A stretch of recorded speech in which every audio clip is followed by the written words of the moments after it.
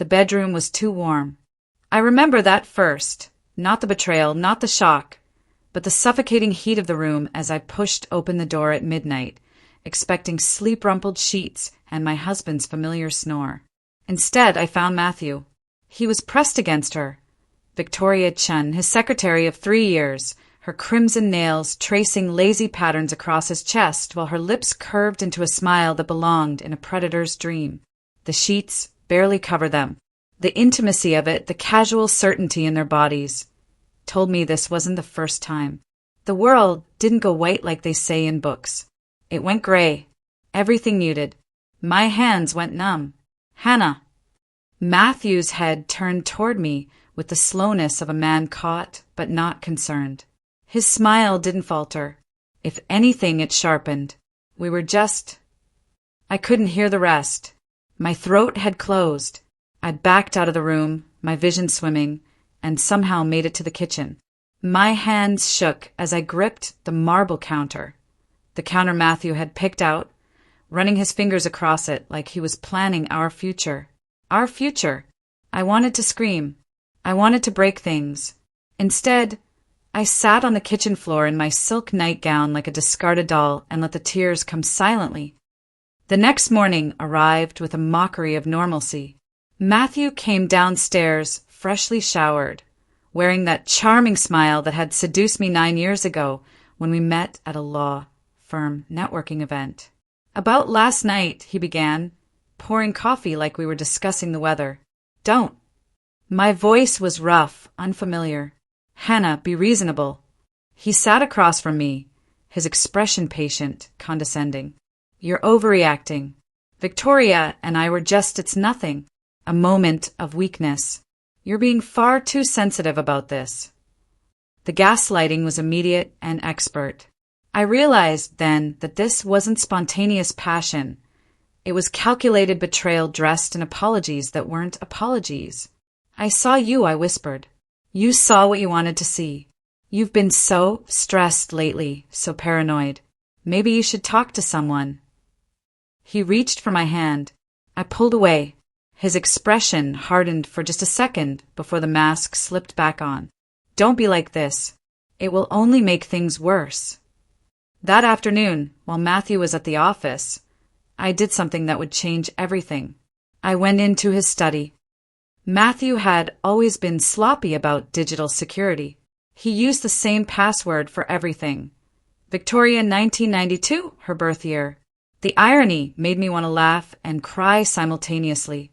His laptop opened easily. I found the emails first. Hundreds of them, dating back 18 months. Victoria's words dripped with possession. You're the only one who truly gets me. I can't wait to feel you tonight. Your wife is so pathetic. No wonder you need me. My hands trembled as I photographed each screen with my phone. But the emails were just the beginning. In his encrypted folder, I found something far more damning. Spreadsheets with discrepancies, forged client signatures, and payment transfers to accounts I didn't recognize. Matthew wasn't just cheating, he was committing fraud. And Victoria's initials appeared next to nearly every transaction. I called my brother, David, a forensic accountant. Don't touch anything else, he said quietly after I sent him the files. Hannah, this is serious. This is criminal. I'm coming over. David arrived within an hour, his expression grim. He'd brought his colleague, Sarah Martinez, a white-collar crime investigator who now freelanced as a consultant. Over the next 3 hours, they explained what I'd uncovered. Matthew and Victoria had been systematically embezzling from his firm's client trust accounts. The amount exceeded $2 million. How long? I asked. Based on these records? 3 years, Sarah said quietly. Your husband isn't just committing adultery, Hannah. He's committing felony fraud. That's when I made my decision. I wouldn't go to the police. Not yet. Not until I had everything. I needed allies, and I needed them quietly.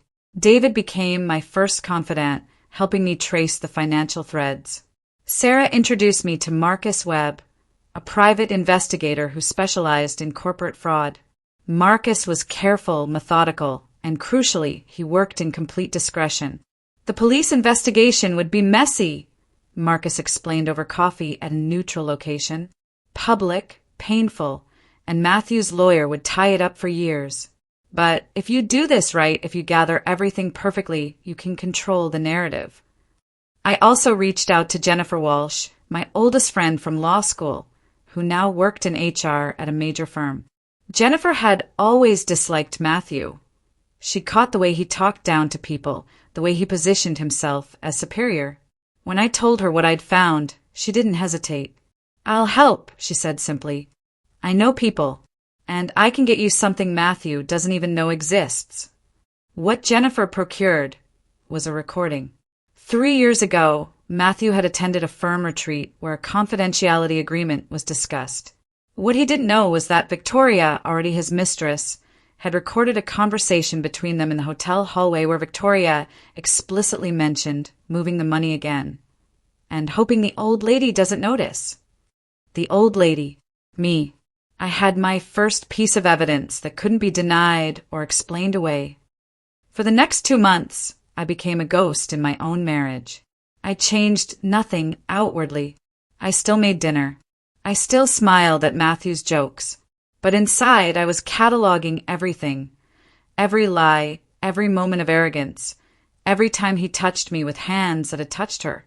I documented his schedule with precision. Every Tuesday and Thursday, he claimed to have late client meetings. In reality, he was in a hotel room downtown with Victoria. I had photos. I had credit card statements. I had the hotel's security footage, courtesy of Marcus, who had connections everywhere. More importantly, I began noticing the cracks in their facade. Victoria had become careless. She texted Matthew from the office, nervous about the audit next month. "We should talk." Another message. "Did you handle the Singapore transfer like we discussed?" I screenshotted everything. At work, I learned through Jennifer that Matthew's firm was planning an internal audit. The timeline was crucial. They discovered the discrepancies within weeks. Matthew didn't know this yet. He was still operating under the assumption that he was untouchable, that I was the helpless wife who would take whatever crumbs of affection he offered between his affair. I had weeks to prepare. I started small. At a firm dinner in week 3, I asked Matthew casually about a recent case. He fumbled the details, just slightly but noticeably. His colleague, Richard Chen, no relation to Victoria, corrected him. Matthew's jaw tightened. The next week, I arranged a run into Victoria at a coffee shop near their usual hotel. I smiled at her. Just smiled. Her face went pale. She dropped her phone. I wasn't threatening her. I was simply letting her know I was there. I was watching. The anxiety began to show on Matthew's face. He started drinking more. He snapped at people in ways he never had before. Victoria became jumpy, always looking over her shoulder. And I remained perfectly, eerily calm. "Are you okay?" my mother asked during a phone call. "You sound different." "Just taking care of myself," I told her. "I've joined a yoga class. I'm reading more. I'm finding peace." What I didn't tell her was that my peace came from purpose. In month 2, Sarah Martinez made contact with someone inside Matthew's firm, an accounts manager named Tom who had suspected fraud but been too afraid to speak up. Tom was willing to testify. He was also willing to provide access to the original client files that Matthew had altered. The puzzle was nearly complete. Marcus discovered something else. Victoria's communications with a third party, a man named Derek Voss, who appeared to be helping them launder the embezzled money through cryptocurrency accounts. One email read, "Once we move the final tranche, we disappear. Matthew's wife will have nothing. We'll be in Costa Rica drinking margaritas while she figures out what happened." They'd planned to leave me. They'd planned to drain the accounts and vanish, leaving me to face questions about where our savings had gone. I printed that email and stared at it for an hour. Then I called Sarah. "We have everything," I told her. "I want to move forward." I orchestrated it carefully. My parents had been invited to our home for dinner. a family gathering I'd mentioned to Matthew weeks earlier. I'd also invited David and Jennifer, suggesting it would be nice to have family close by. Matthew had complained about it, but I'd insisted. Just family, I'd said sweetly. No big deal. That evening, Matthew was nervous. Victoria had texted him earlier. I'd seen the message flash across a screen before he deleted it, asking if she should come over. He'd told her no, not tonight. He'd seemed distracted all day, as if sensing something was wrong, but unable to identify the threat. My mother arrived first, elegant in her navy dress. Then David, with Sarah discreetly positioned outside. Jennifer came next, carrying a folder that contained nothing but looked official enough to serve its purpose. My father sat beside me on the couch as Matthew poured drinks with forced joviality. "So, Matthew," my father began, "I wanted to ask you about something. Your firm's client trust accounts. Has there been any recent irregularities?" Matthew's hand froze. "What?" he said slowly. My mother leaned forward. "Your wife came to us 2 months ago with some concerns. She's been very thorough in her documentation." I watched Matthew's face cycle through expressions. Confusion, fear, calculation, and finally, the desperate charm he always fell back on when cornered. "Hannah, what is this?" He turned to me, his voice low, dangerous. "What have you done?" I met his eyes calmly. "I found the emails, Matthew. All of them. I found the falsified documents. I found the cryptocurrency accounts and Derek Voss and every single lie you and Victoria constructed together." "You're making a mistake," he said, but his voice had changed. The confident attorney had disappeared, replaced by something smaller, more desperate. "No," I said quietly. "I'm correcting one." Sarah stepped forward then with her credentials and a detailed explanation of what she'd found. She laid out the evidence, methodically. The embezzled funds, the forged signatures, the records of the affair, the plans to flee the country. Matthew's face went ashen. "I've already contacted the firm's managing partners," David said calmly, "and the FBI has been briefed on the fraud case. The only question now is whether you cooperate or whether this becomes significantly more complicated." My father stood up. "Hannah, David, let's give him some time to process this." The collapse happened quickly after that. The firm conducted an emergency audit. The discrepancies were impossible to explain away. Matthew was arrested 2 days later. The charges included wire fraud, embezzlement, and conspiracy. Victoria tried to run. The FBI found her at an airport in Miami with 4 suitcases and a fake passport. Derek Voss was arrested in connection with money laundering. Matthew's lawyer suggested a plea deal, 18 months in federal prison if he cooperated fully. Matthew took it. The divorce was swift and brutal. His assets were frozen, his reputation destroyed. The firm issued a statement distancing itself from him. His family, once proud of his success, now refused to take his calls. What surprised me most wasn't the satisfaction of justice. It was the emptiness that came with it. 3 months after Matthew's arrest, I sat in a coffee shop. Not the same one where I'd smiled at Victoria, but one I'd chosen deliberately and realized I barely recognized myself. Jennifer met me there, along with Sarah and Marcus. We weren't celebrating. We were simply acknowledging. "How are you doing?" Jennifer asked gently. "I'm okay," I said and meant it. "I'm not angry anymore." The anger was fuel for the work, but now that the work is done. I paused. "I'm just tired." "That's normal," Sarah said. "What you went through, the betrayal, the planning, the execution, that takes a toll. Do you regret it?" Marcus asked quietly. "Any of it?" I thought about this carefully. I regret that it happened at all, but given that it did, no. I don't regret making sure there were consequences. Real, unavoidable consequences. "Some people would call what you did revenge," Sarah observed. "Some people would be wrong," I replied. "Revenge would have been messy and emotional. What I did was justice. I gathered facts. I presented evidence. I let the legal system do what it was designed to do. I simply made sure it had the information it needed. Jennifer smiled sadly. You've changed, you know. When you first came to me, you were broken. I agreed. But I was also stronger than I realized. We all are, until someone proves it to us. 6 months later, I filed for divorce finalization. The settlement was modest because the courts had seized most of the illegally obtained funds. But it was enough. Matthew had to sell the house. I kept the apartment I found on my own.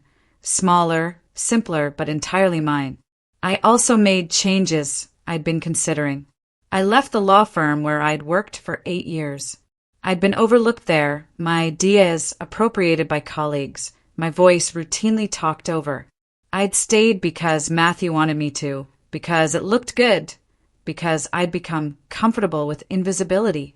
Now I started my own consulting practice, focusing on workplace justice and corporate ethics, helping other people navigate exactly what I'd navigated. The clients came quickly. Women who recognized my story in the news, who'd seen the reports about Matthew and Victoria and recognized their own pain reflected back at them. I became known as someone who didn't just survive betrayal. I transformed it into purpose. A year after the initial discovery, I was invited to speak at a women's conference about resilience and agency. As I stood backstage waiting to go on, I thought about the woman I'd been in that gray kitchen, shattered on the floor. That woman had felt powerless. She'd felt erased. She'd believed that Matthew's dismissal of her concerns was her fault, that his infidelity was something she'd caused through being too sensitive. But in gathering evidence, in connecting with allies, in methodically documenting the truth, I'd reclaimed something stolen from me, my voice. The quiet ones are the most dangerous, I said on stage, and the room went silent.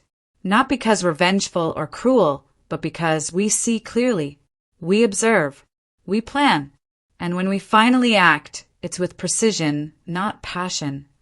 Some people will call what I did revenge. They'll think I'm a cautionary tale about how anger corrupts us. But here's what I learned. Anger is information.